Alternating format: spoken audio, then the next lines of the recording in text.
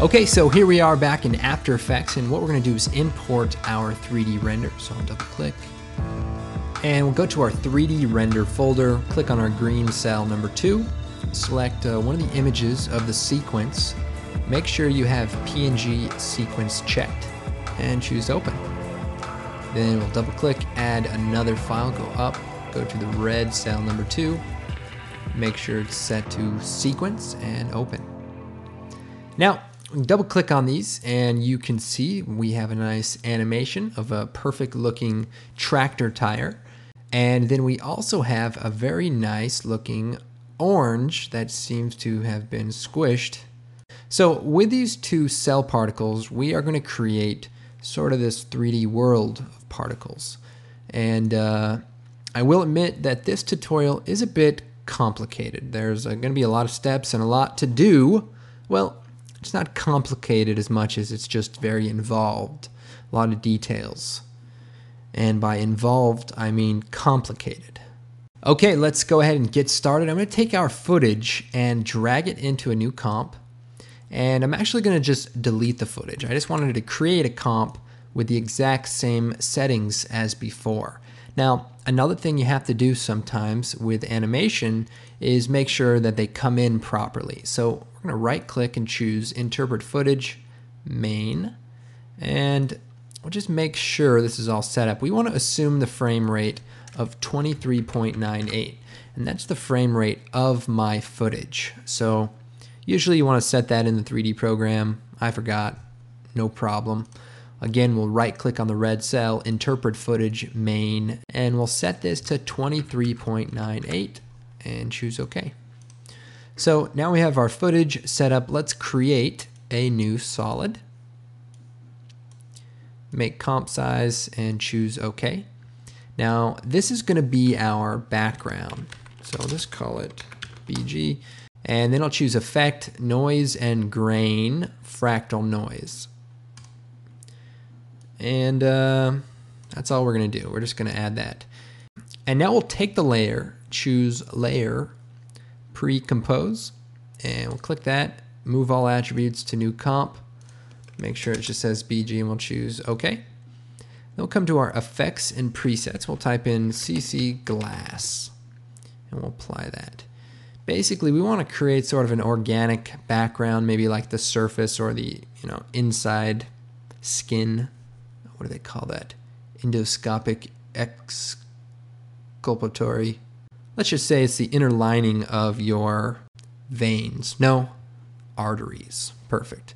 So we want to go ahead and colorize it, and we'll choose Effect, Color Correction, Curves, and we can darken it a little bit. Go to the red channel, make it a little red, and again we'll darken it a little bit more. And then we'll choose Effect, Color Correction, Hue and Saturation, and we'll bring the saturation up a bit. We can play with this later. Also, with the CC Glass, we can play with the surface. We can blur out, the mesh a little bit, or lessen the blur. That's kind of a really cool effect there. You can also change the direction of the light here, and maybe match the scene that you're trying to work with. So anyway, bottom line is we just want to create a nice organic background. Next step, we're going to choose Layer, New Solid, and we'll call this Particles, and we'll choose OK. Now we will be using Trapcode Particular, and there's a good reason why. I'm going to choose Effect, Trapcode Particular,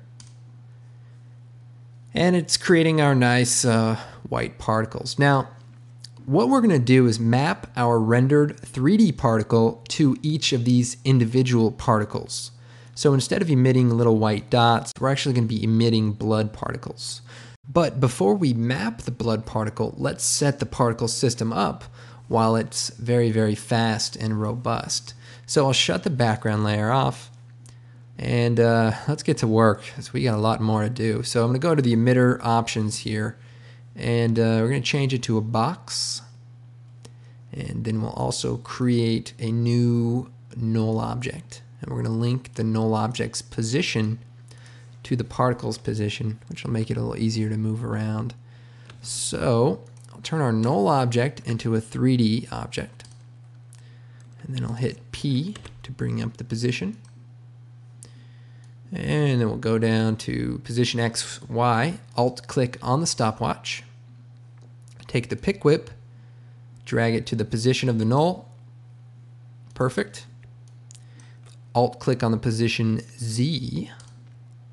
Take the pick whip, drag it to the position. And except we're going to change 0 to the number 2. And that should work. Then we can take the null object, move it around, and we'll be moving our particles around. So kind of a good setup that I like to use with Particular.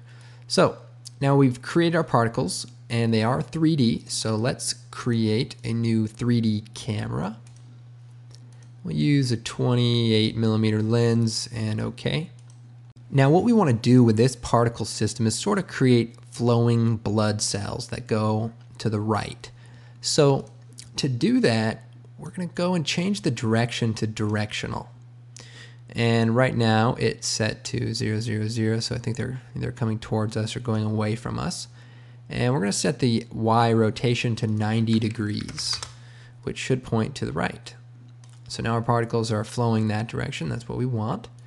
So to understand how this works is there's sort of an imaginary box, and it's emitting particles. And we can change the size of that imaginary box by using the emitter size X, Y, Z. So that's going to create our particles how we want them. Now, we are going to play with this, but let's go ahead and take our null object and move the particles to the left. Now, I don't want to see the particles as they're born. Instead, I want to see them when they're already born and floating across the screen. If we do it the other way, the particles would just pop up and seem to appear. So we don't want that. But instead, we'll select the particles, and we can increase the velocity, so the speed of the particles, and that way maybe 200, and the way they will kind of get to the scene sooner. Now the particles are dying before they reach the end of the scene, so we're going to go to the particle option and change the life to 25 seconds. So now you can see the particles are at least extending far enough. Now the way particles work is they're born and then they grow up. But we need to allow them to grow up longer than our comp length. So go to our composition settings, and we're going to set it to 500 frames. We can kind of pull out here, and we can extend all of these.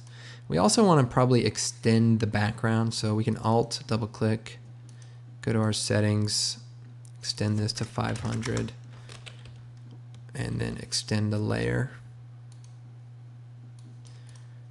So now we have our particles, everything's working just like it should, and I can take my orbit tool and I can fly through all these particles. Pretty cool actually. So what I want to do is kind of bring it about here where the whole screen is just about filled with particles, and we'll go into the particle controls and we'll increase sort of the spread of these particles.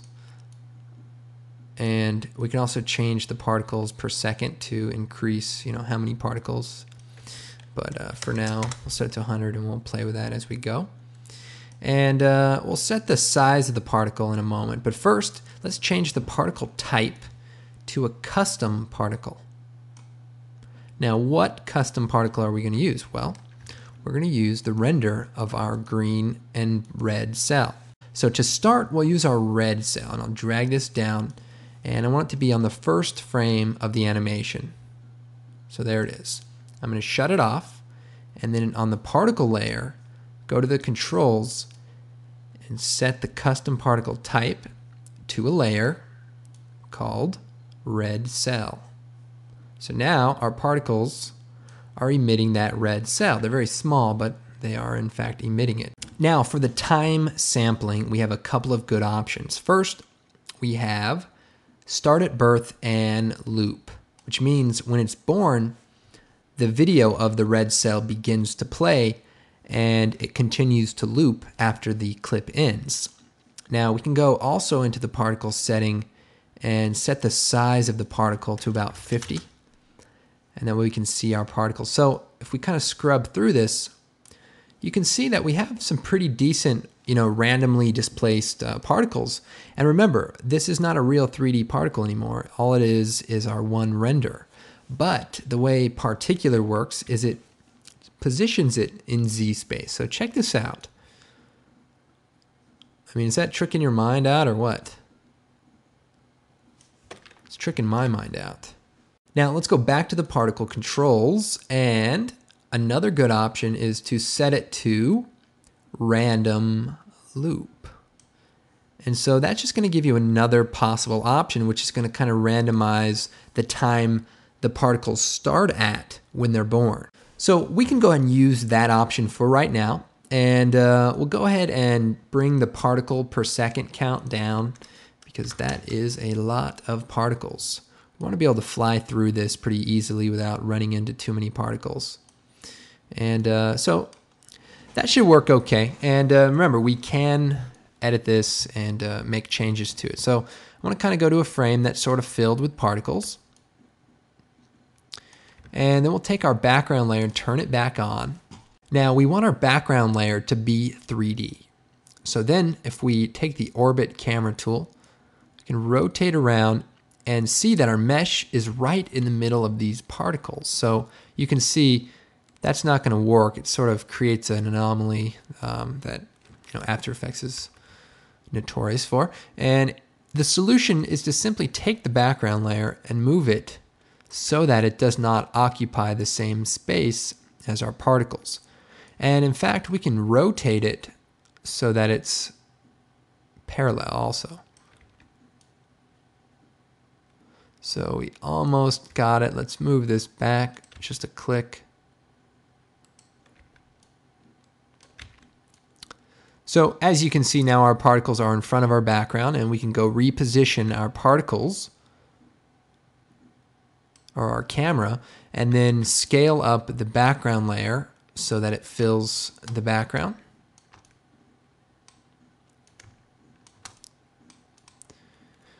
And there we go. You see, this is why I don't write my tutorials out and I make a video instead, because there are a lot of steps. I'm going to go ahead and create a new adjustment layer, and we're going to apply a color correction hue and saturation effect. Well, actually the real reason is I don't know how to read and write, but if I did, I probably wouldn't want to do it anyway. So there you go. Now with the hue and saturation, we're going to bring the lightness down. And then we're going to go and add a elliptical mask, and we'll double click on that, which adds it. Then we'll select the layer, hit M, set it to subtract, hit F, and feather it out. And basically the idea here is to sort of create a vignette that looks like where we're using a microscopic camera or something like that. And we'll bring the expansion down so that we're sort of focusing on the middle here. So that's a good start, and we can play with that later. Call this a mask. Uh-oh. Well, I don't know how to read and write, but I can type small words. Okay, now the next step, we're going to add our depth of field. So select the camera, hit AA, brings up the camera controls, and we're going to turn depth of field on.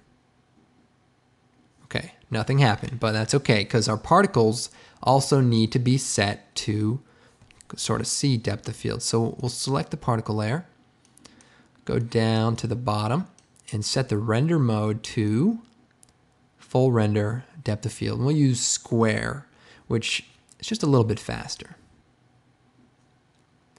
And so you can see some of the particles went soft, and that's what we want. And what we're going to do is increase the aperture. And so now you can see a lot of things are sort of blurring out, except the particles that are being focused on. Now we can change the focus distance to closer to us, say 200. And that should look at some of these close particles. Let's Let's see, we're just gonna kind of scrub till we see them. Okay, so right here we're sort of focusing on this one particle, and right there, that is a very, very cool effect. And we can also kind of see what we want to do as far as the composition, and that is we may want to add a few more particles as well as increase the size of the particles. So we'll go to the size, make them just a little bit bigger. This guy's got a lot of blood. You need to. We'll set the res to half also so that renders a little quicker. Okay, so this is looking pretty cool here, and we can scrub through it, and of course this animates as well. Now we can also play with the focus distance and just pick, you know, a plane that has maybe a few more particles on it, so the shot is a little bit more interesting. But we also are going to be zooming in or moving the camera in also. But let's still work on the color and a few other things first. Now, the other thing we have in the shot is micro particles. So we're going to select the particle layer and we're going to choose Edit, Duplicate. Then we're going to go into the effects control for that layer. We're going to set the particle type to a sphere. And we'll take the size down to about 2 and the feathering down to 0. Now, you can see that there is a white particle on every particle, and that's because we're using the exact same generator. We just duplicated it. So instead of using our custom particle, we're just creating one little particle. So obviously we don't want that. We want it to be a little more random than that. So what we're going to do is increase the velocity randomness as well as the velocity. And this will make the particles a little less succinct with the other ones. And then we'll also go down to the physics and add a little bit of distortion that kind of moves the particles around. So go to air, let's go to turbulent, and we're going to affect the position. And so when I move this, it sort of starts affecting the position of the particles. And we want it to not affect it too much, and we're going to take the scale to about 4 and the evolution to 20. And let's go and just look at just these particles by themselves.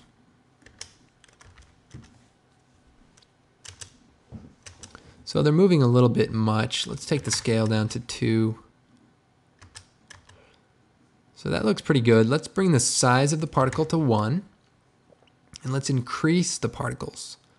There's a lot more microparticles than there are blood particles. And then we'll uncheck the solo. Perfect. So that's our main scene. Now let's color correct this to work a little bit better. We'll go ahead and create a new adjustment layer. And we'll choose Effect, Color Correction, Curves. And we'll just add a little bit of contrast. So let's go and animate the camera, and what I want to do is move the camera forward to sort of the particles in the back, and I want to kind of just find an interesting position, sort of an end position that we want to get to after we go through the particles. So okay, this might work here. So this looks pretty cool. We have our particles here, and so what I'm going to do is set the position. I'm going to hit P, hold down Shift, hit A, and set a stopwatch for those two. Then I'm going to move back in time, and then I'm going to take the Track Z tool and move backwards, so out of all the particles. And we can also, make an adjustment to this to make it look like we're really flying through the particles. So as you can see, we're kind of going through them, and we may sort of adjust this angle.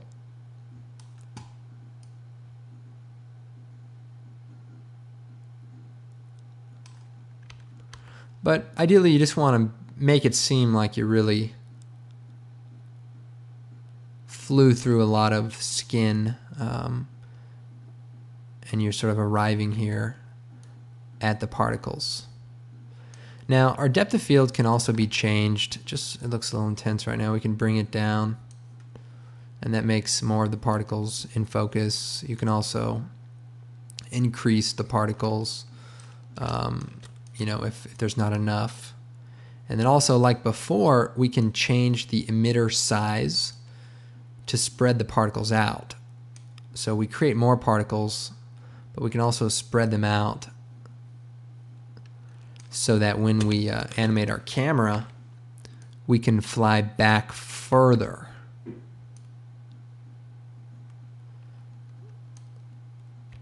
So basically we fly through the particles and get to the end. Now, a couple of adjustments.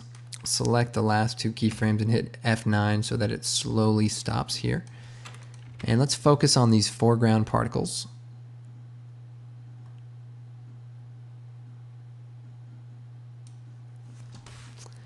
And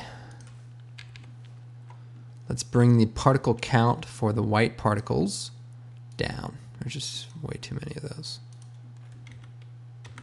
So I think we have what we need. Basically, we're flying really fast through the blood and we're ending on this scene here. So what I would recommend you do is render this out and re-import it, because this is a very heavy scene, a lot of rendering going on. So for the next step, you may want to just have this pre-rendered. So what I'm going to go ahead and do is get ready for the next step. So I'll see you then.